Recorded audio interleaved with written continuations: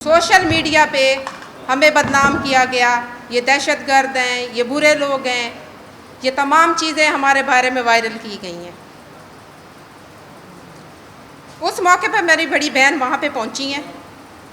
उन्होंने जो मेमूना हैं उनको उन्होंने पकड़ा है।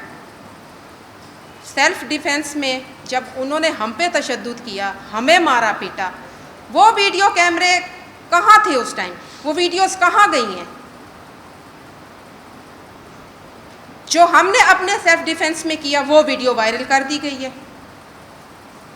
क्या मुआशरे में स्कूटी पे चलने वाली की इज्जत है, गाड़ी पे चलने वाली की इज्जत नहीं है? क्या मोटरसाइकिल वाला गाड़ी पे जाने वाली खातून को गाली देने का हक रखता है, बदज़बानी करना हक रखता है? एक स्कूटी वाली की इज्जत को आसमान पे पहुंचा दिया है और गाड़ी वाली को बुरे अल्फाज, गालियाँ और माशरे में उनको बदनाम किया गया है।